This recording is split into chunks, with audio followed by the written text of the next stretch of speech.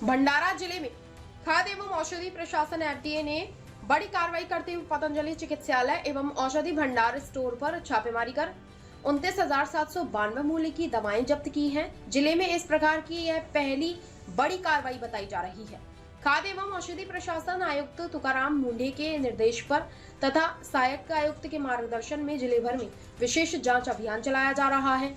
इसी अभियान के तहत भंडारा शहर के 2 पतंजलि केंद्रों पर अचानक निरीक्षण किया गया। जांच के दौरान अधिकारियों को 15 प्रकार की दवाओं की पैकेजिंग और प्रचार सामग्री में नियमों के विपरीत दावे लिखे हुए मिले। इनमें मधुमेह, हृदय रोग, मोटापा, नेत्र रोग, गलगंड सहित महिला एवं पुरुष स्वास्थ्य तथा वजन कम करने संबंधी दावों का उल्लेख पाया गया। प्रशासन ने इसे नियमों का उल्लंघन मानते हुए संबंधित दवाएं जब्त कर आगे की कार्रवाई शुरू कर दी है।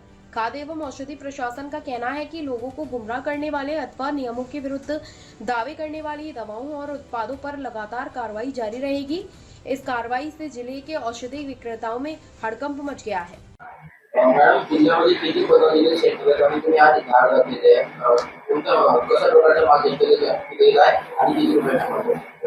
मी सहाय्यक आयुक्त भंडारा अन्न व प्रशासन।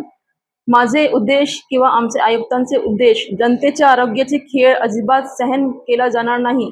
आक्षेपार्ह जाहिरात तसेच निकृष्ट दर्जाचे औषध उत्पादन करण्याविरुद्ध कठोरतील कारवाई करण्यात यावी या उद्दिष्टांनी माननीय आयुक्त अन्न व औषध प्रशासन माननीय श्री तुकाराम मुंडे यांचे मार्गदर्शन अनुसार मी आणि माझे ड्रग इन्स्पेक्टर जे आहे औषध निरीक्षक श्रीमती धवळ यांचे सोबत आम्ही 2 पेढीला धार टाकून औषध व जंतू नियंत्रण उपाय आक्षेपार्ह जाहिरात कायदा 1954 चे उल्लंघन करणारे असे 15 औषधीवर जप्तीची कारवाई केली आहे।